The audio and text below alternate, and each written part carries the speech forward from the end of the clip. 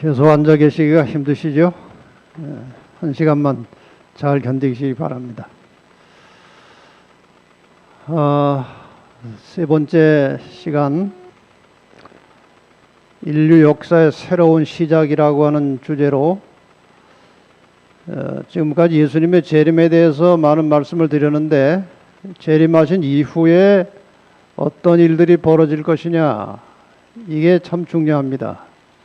사람들이 재림까지는 꽤 아는데 재림 이후에 어떻게 될지를 잘 모릅니다.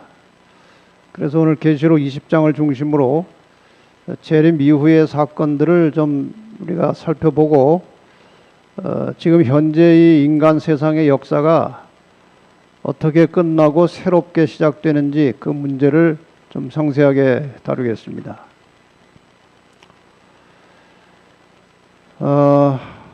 먼저 계시록 20장에 있는 말씀을 잠깐 보겠습니다.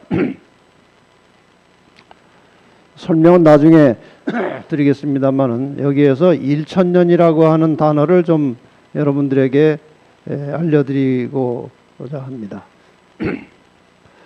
또 내가 보매 천사가 무저갱 열쇠와 큰 쇠사슬을 그 손에 가지고 하늘로서 내려와서 용을 잡으니 곧 옛 뱀이요 마귀요 사탄이라. 그러니까 용, 뱀, 마귀, 사탄 다 이제 똑같은 이름이에요.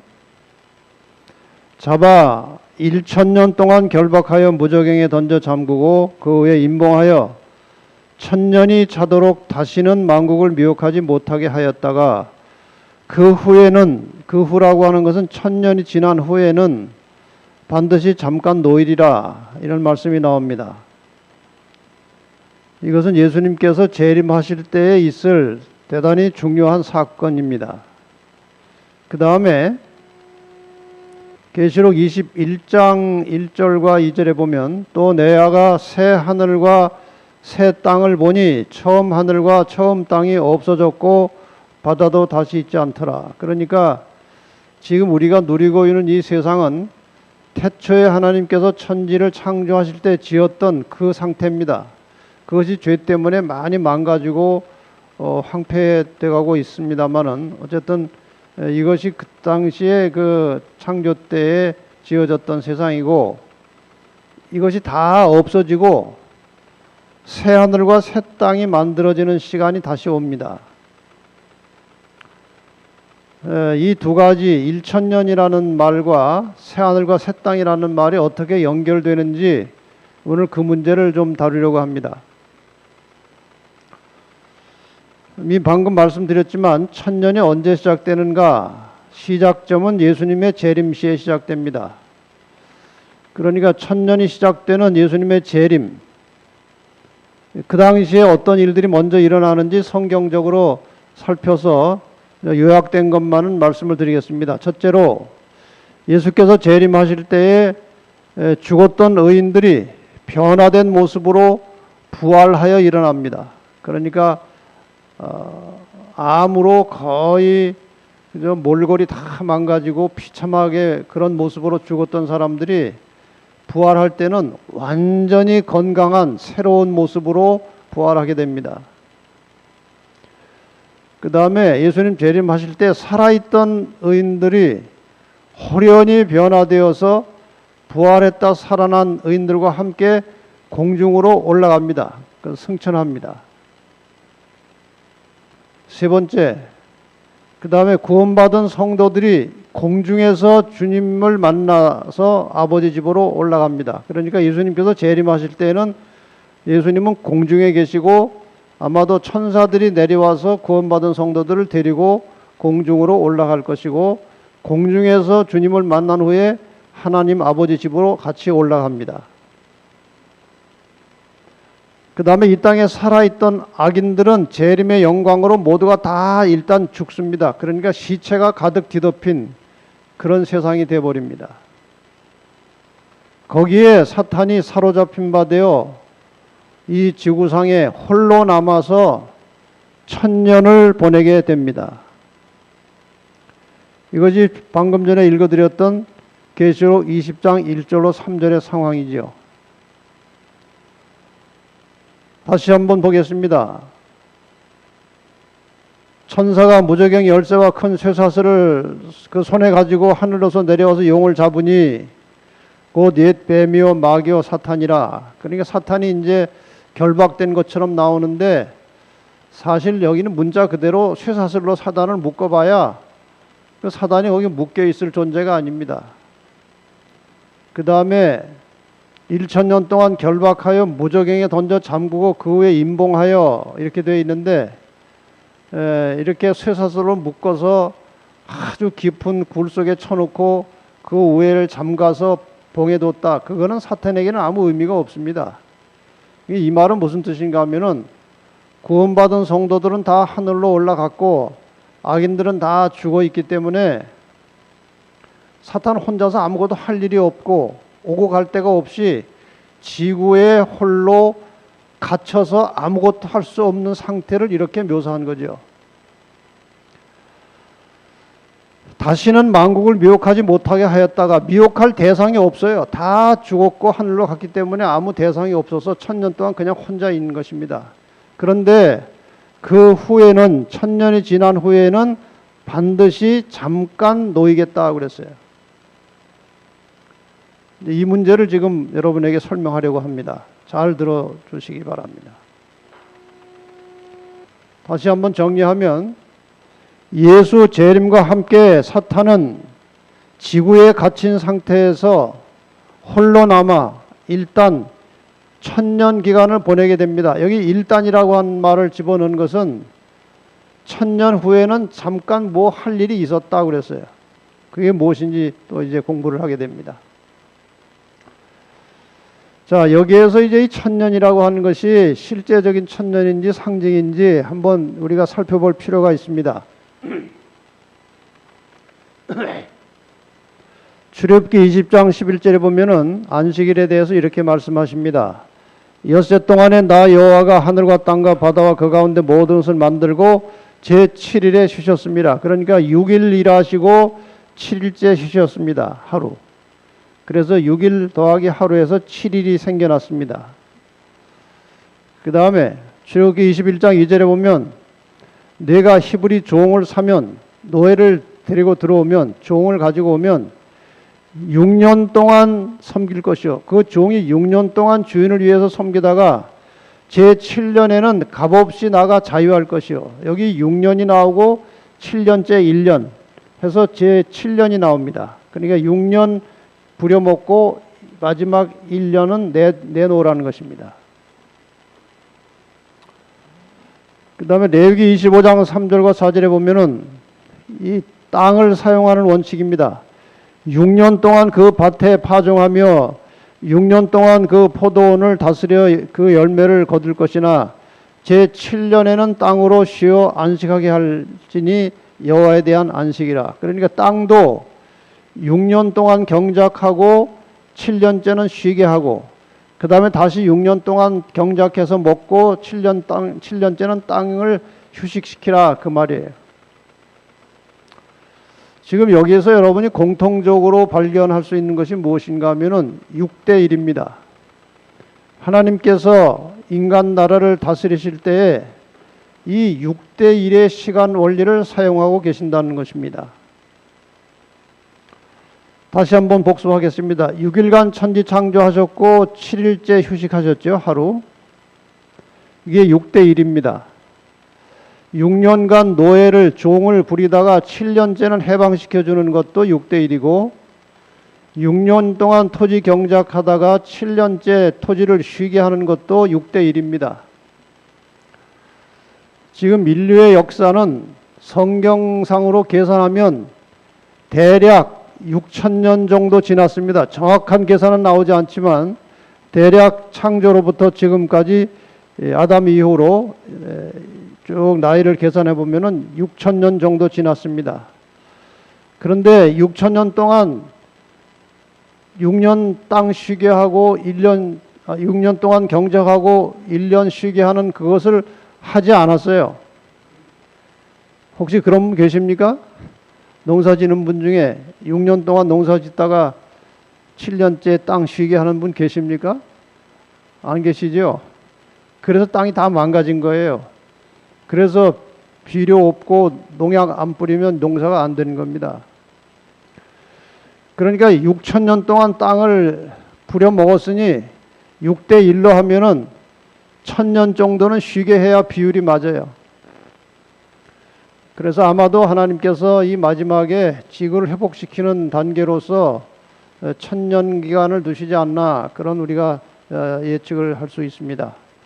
정확하게 언제 끝나는지는 모르지만 예수님께서 이제 오시면 인류 역사는 끝나고 지구는 1,000년 휴식에 들어갑니다. 그러면은 이 악인들은 1,000년 동안 지구상에서 죽은 상태로 있고 사탄은 1,000년 동안 갇혀 있는데, 구원받은 의인들은 1,000년 동안 하늘에 가서 무슨 일을 할 것이냐에 대해서 성경이 꽤 구체적으로 기록을 하고 있습니다. 하늘에서의 1,000년 동안 뭘 할 것이냐.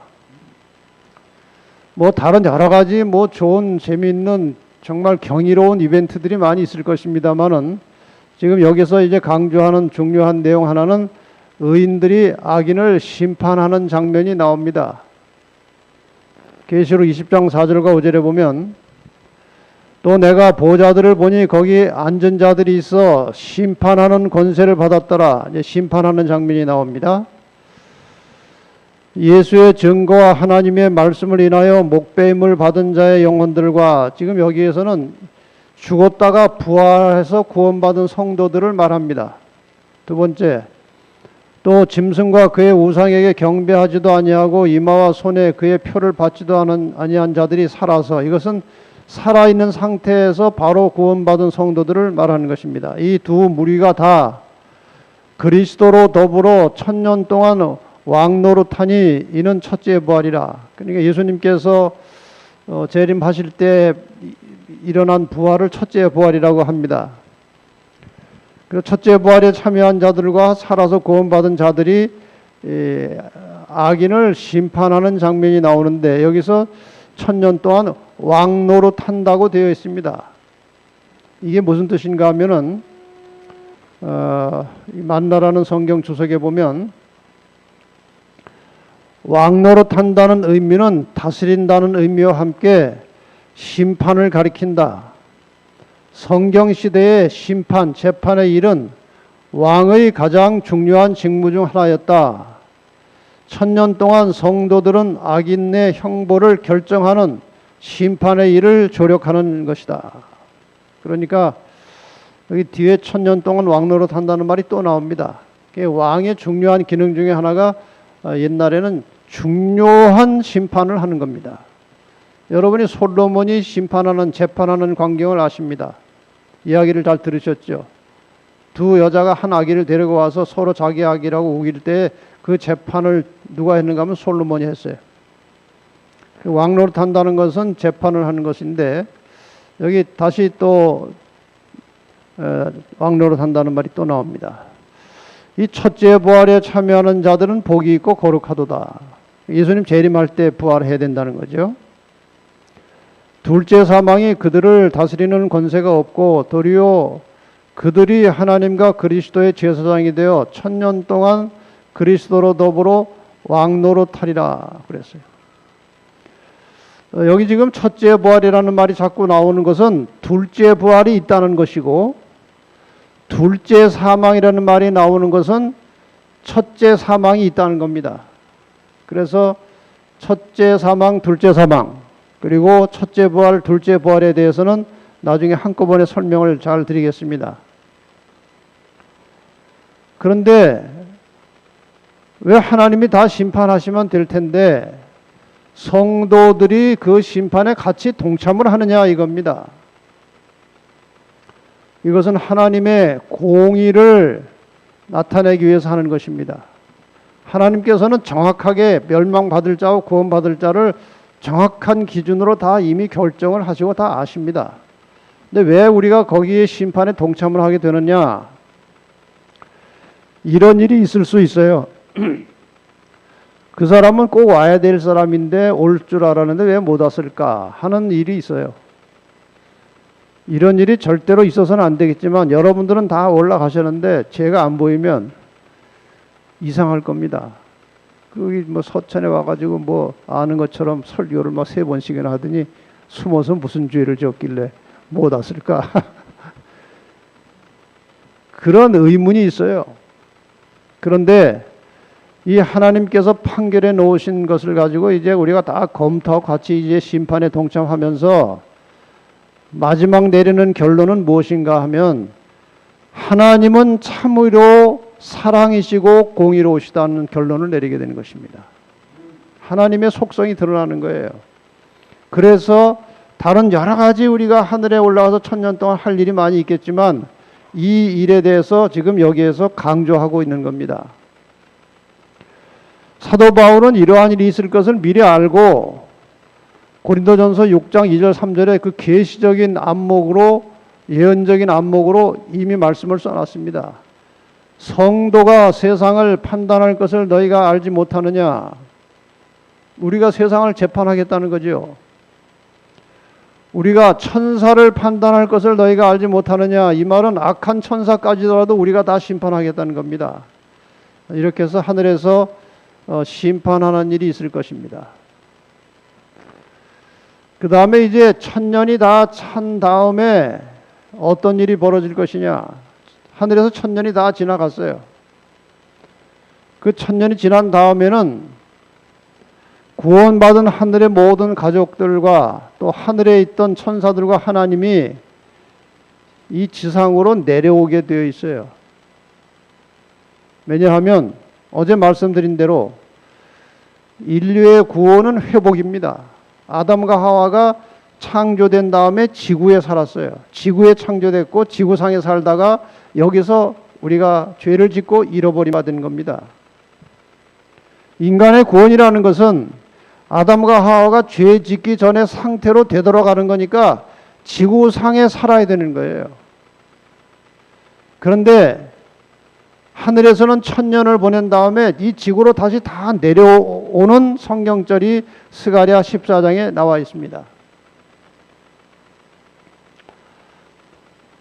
그날에 그의 발이 예루살렘 앞 곧 동편 감람산에 서실 것이요 감람산은 그 한가운데가 동서로 갈라져 매우 큰 골짜기가 되어서 산 절반은 북으로 절반은 남으로 옮기고 지금 여기에서 그분이 내려오시는데 발이 땅에 닿는다고 그랬어요.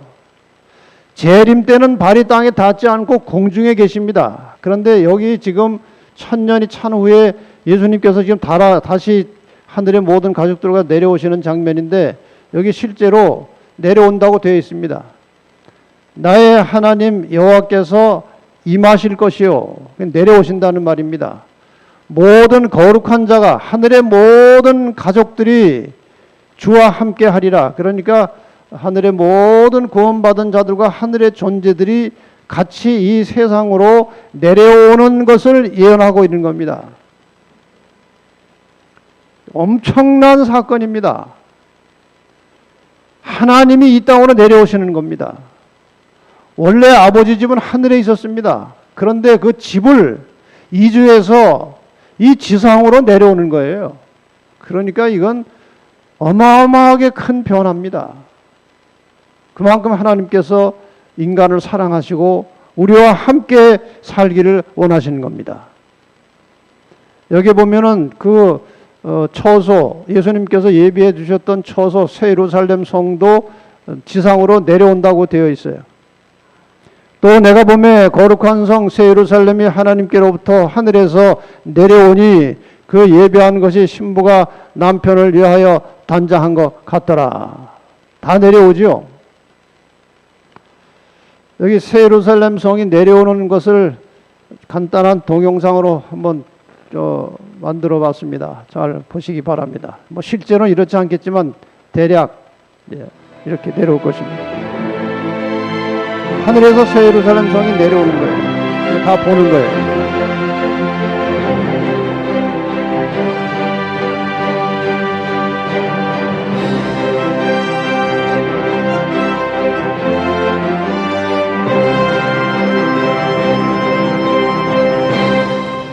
자, 이 지구상으로 내려왔습니다. 새 예루살렘이.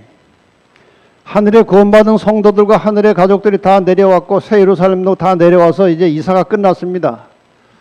그 다음에 어떤 일이 벌어질 것이냐, 여기에 대해서 이제 악인들이 부활하는 사건, 그 다음에 사탄이 부활한 악인들을 충동해서 예루살렘 성과 성도들을 치는 장면이 계시록 20장에 다시 나옵니다. 계시록 20장 7절과 8절에 보면은 천년이 참에 사단이 그 옥에서 놓여 나와서 땅의 사방 백성 곧 곡과 마곡을 미혹하고 모아 싸움을 붙이리니 그 수가 바다 모래 같으리라.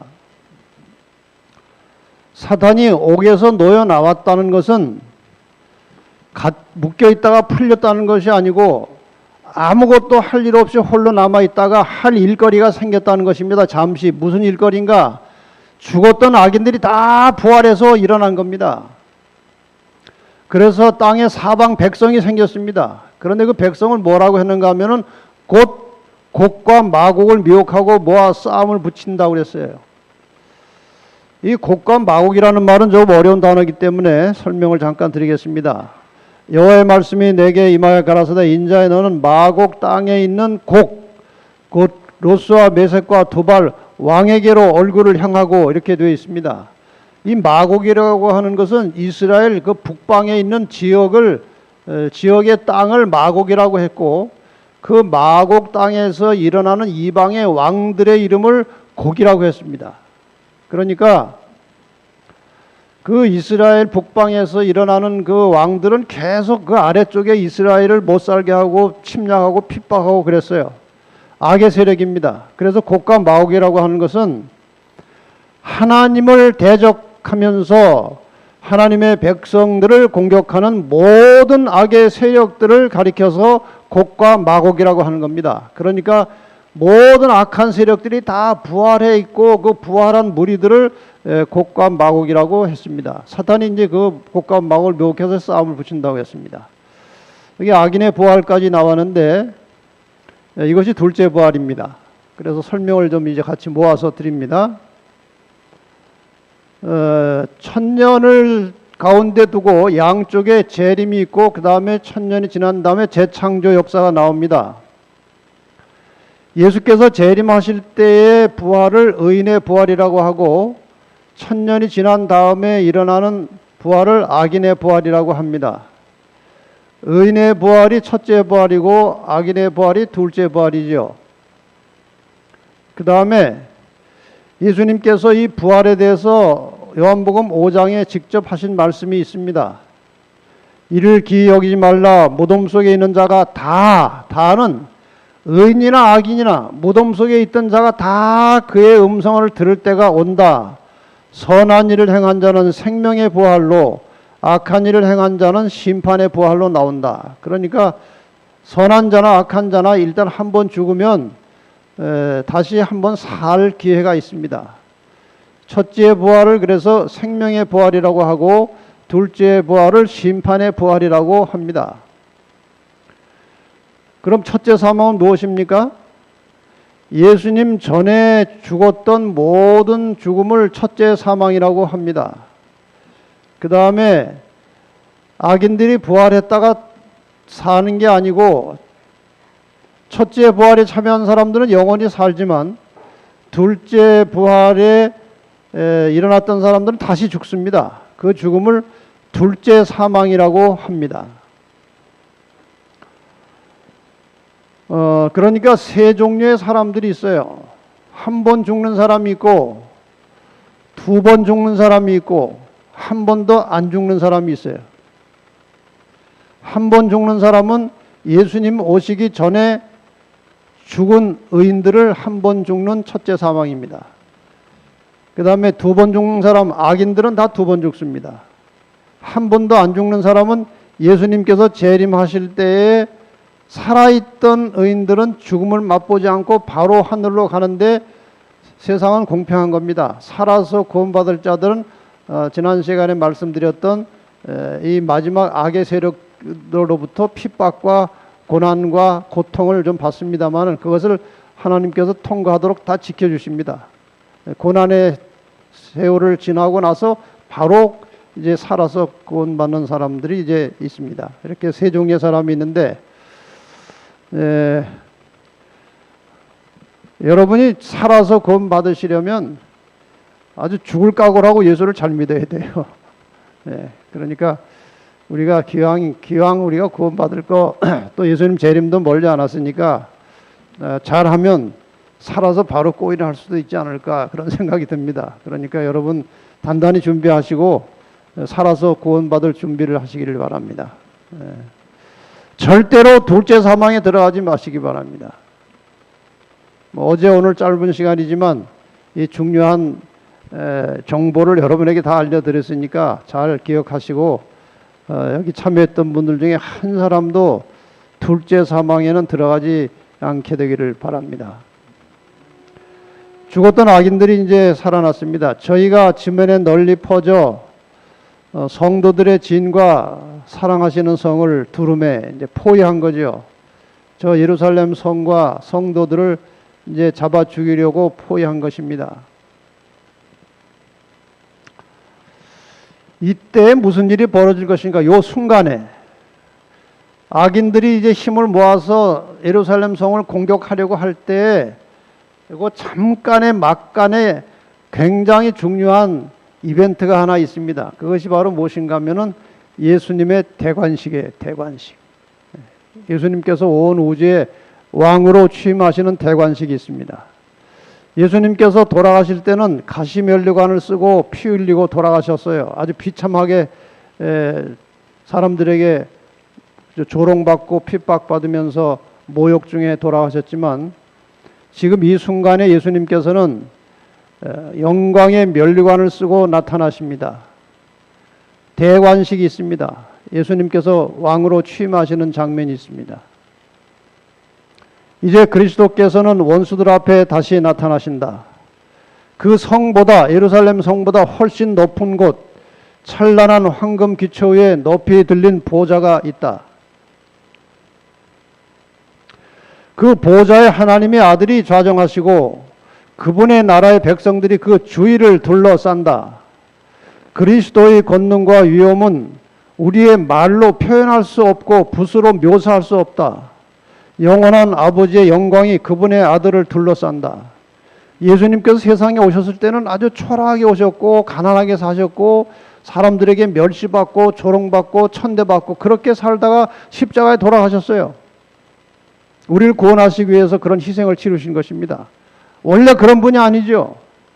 그런데 마침내 이제 예수님께서 온 우주의 왕으로 취임하시는 장면이 나옵니다. 그런데 이 순간은 정말 의미심장한 순간입니다. 이 내용을 잘 들어보시기 바랍니다.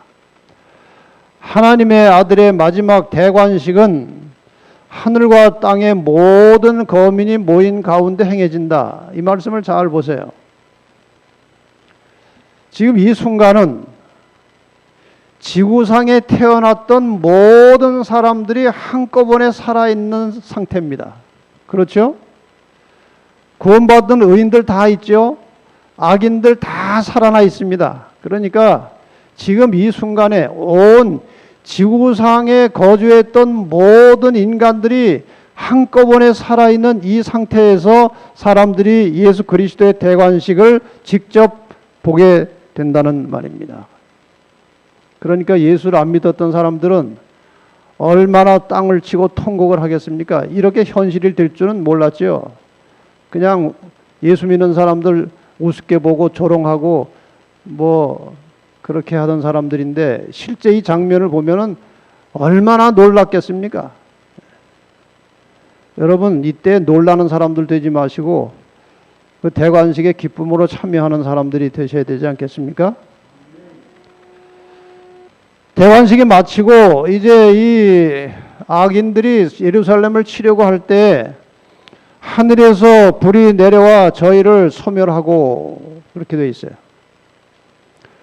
계시록 20장 13절과 14절에 보면은 사람이 자기의 행위대로 심판을 받고 사망과 음부도 불못에 던지우니 이것은 둘째 사망 곧 불못이라. 성경이 말하는 유황불 불못은 바로 이것을 말하는 겁니다. 이 불은 절대로 영원하게 타는 불이 아니에요. 여러분 상황을 잘 보십시오.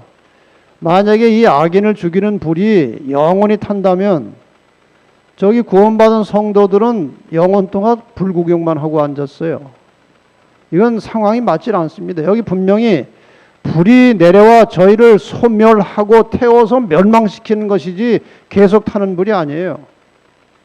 성경에 나오는 영원한 불이라고 하는 말 뜻은 하나님이 내리신 불이니까 사람이 끌 수 없는 불이고 불타서 멸망한 결과가 영원하다는 거예요.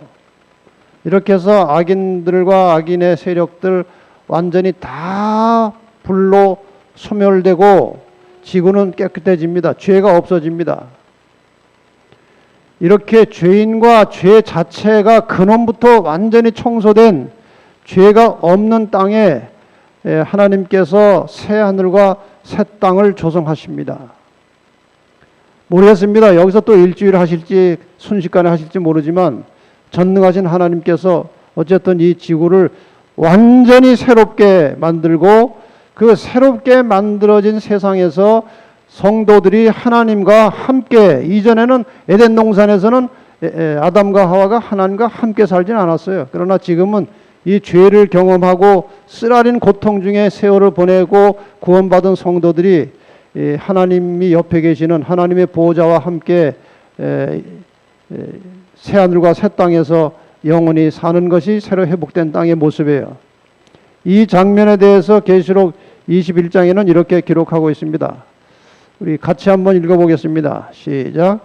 내가 들으니 보좌에서 큰 음성이 나서 가로되 하나님의 장막이 사람들과 함께 있음에 하나님이 저희와 함께 거하시리니 저희는 하나님의 백성이 되고 하나님은 친히 저희와 함께 계셔서 모든 눈물을 그 눈에서 씻기심에 다시 사망이 없고 애통하는 것이나 곡하는 것이나 아픈 것이 다시 있지 아니하리니 처음 것들이 다 지나갔음이라라. 아멘. 여러분, 세상이 이렇게 될 것입니다. 구원받은 성도들이 하나님과 함께 살게 될 것입니다.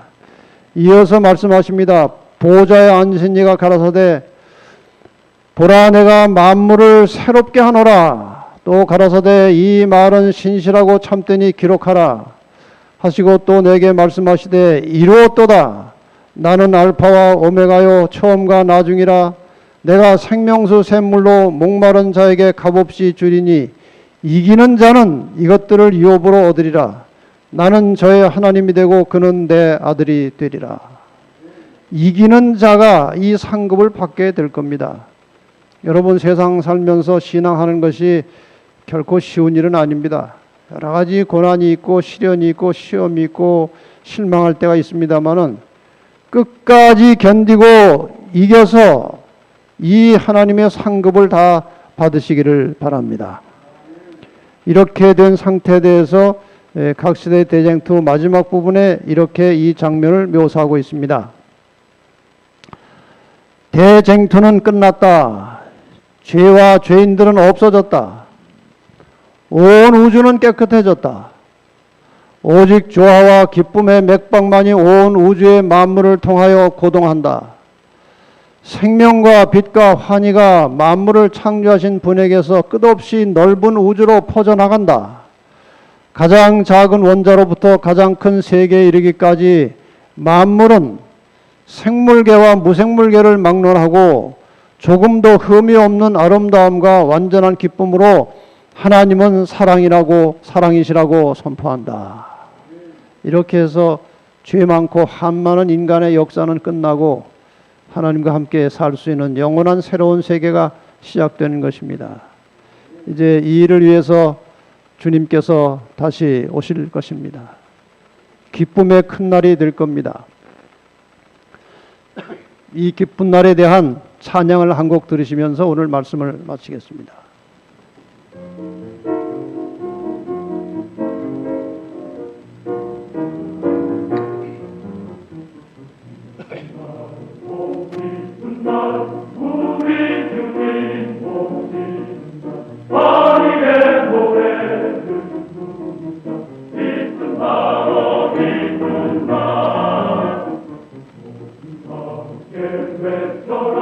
의심할 것 없는데 세상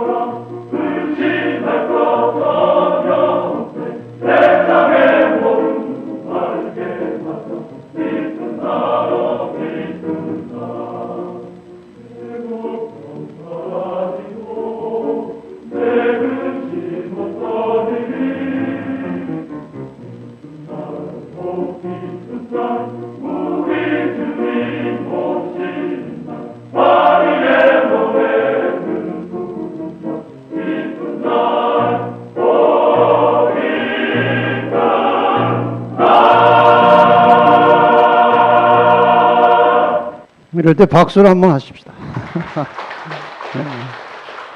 예, 정말 기쁜 날, 주님이 오시는 그 기쁜 날에 이번 기간 동안에 말씀에 참석하신 여러분들 한 분도 빠짐없이 그 기쁜 날, 영광의 날에 영원한 생명에 들어가시는 귀한 성도들이 되시기를 바라면서 오늘 말씀을 마치겠습니다. 감사합니다.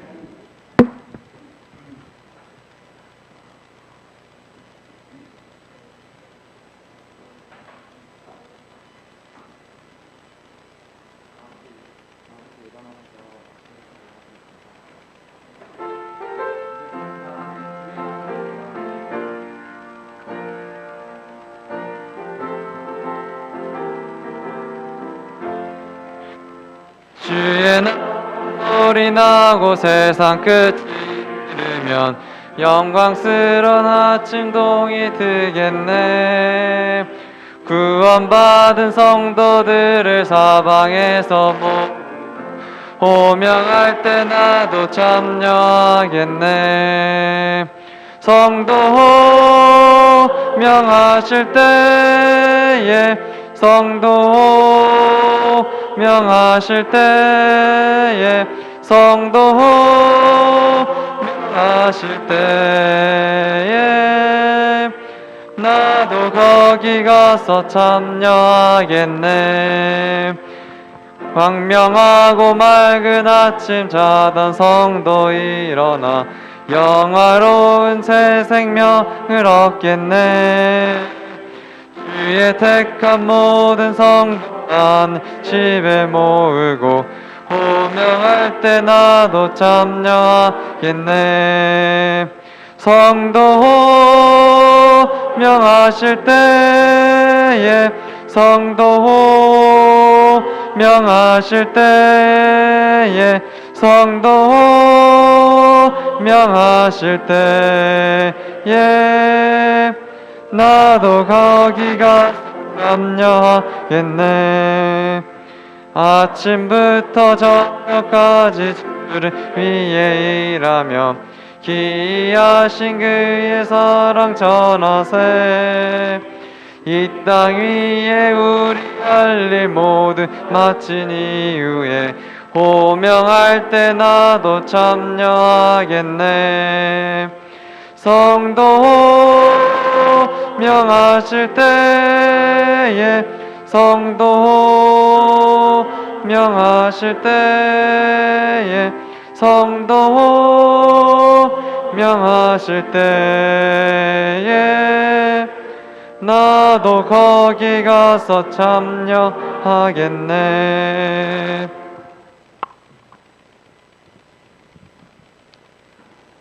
하늘에 계신 아버지, 참으로 혼란스럽고 어둡고 불확실한 세상을 살아가는 저희들에게 예언의 말씀으로 빛을 비추어 주시고 우리의 갈 길과 할 일을 밝히 깨닫게 해주셔서 감사합니다. 어제 오늘 3시간에 걸쳐서 우리는 성경에 나오는 인류의 중대한 역사를 공부하게 되었습니다. 분명히 그 예언의 말씀대로 세상이 이루어질 것을 저희는 확신합니다. 믿고 주님의 재림을 기다리며 준비하는 성도들이 되게 하여 주시옵소서. 먼저 믿음을 가지고 신앙을 했던 저희들 다시 한번 각성하게 하시고 세상에 몰두하여 살아가는 어리석은 사람들 되지 말게 하시고 시시로 하늘을 바라보고 쳐다보며 오시는 주님의 재림을 위하여 준비하며 사는 신실한 충성된 성도들이 되게 하여 주시옵소서. 이번에 처음으로 이 말씀을 들은 분들도 여러분 계십니다. 무엇인지 확실히 깨닫지는 못했을지라도, 다 이해는 못했을지라도 하나님, 예수님께서 다시 오신다는 재림을 믿게 하여 주시고 예수님을 통해서 영원히 구원받을 수 있다고 하는 그 복음을 믿게 하여 주시고, 그래서 다 함께 올바른 신앙 생활을 통해서 영원한 하늘에 들어갈 수 있도록 축복하여 주시옵소서. 혹시 하나님을 믿고 선택할 때 여러 가지 인간적인 환경과 또 주변의 어려움들이 있을 것입니다. 그러나 그 모든 것을 극복하고 이기는 자가 되게 하시고 마침내 승리자가 되어서 우리 주님 오시는 날에, 그 기쁜 날, 영광스러운 날에 주님의 재림을 맞이하여 영원한 생명에 들어가도록 축복해 주시옵소서. 이 서천교회를 지도하는 목사님과 또 장로님들, 하늘의 영성이 충만하게 하시고 거룩한 능력으로 함께 하셔서 교회를 하나님의 뜻에 합당하게 잘 지도하고 치리하게 하시고 모든 성도들이 그리스도 안에서 한 마음이 되어서 마지막 사명을 속히 마치고 우리의 본향으로 가게 하여 주시옵소서. 성도들 가운데 질병이나 또 경제 문제나 여러 가지 시련으로 고난당한 분들 계시면 하나님 그들의 마음을 방문하시고 마음을 위로하시고 형편을 헤아려 주셔서 속히 모든 문제들을 해결하고 말씀의 신앙에 충실한 성도들이 되게 하여 주시옵소서. 이제는 주 예수 그리스도의 다함이 없는 은혜와 우리 아버지의 크고 놀라우신 사랑과 성령의 감화 감동하심이 우리 모든 성도들의 생활 속에 순간마다 함께 하셔서 우리를 승리하게 하여 주시기를 예수님의 이름으로 축원하옵나이다. 아멘.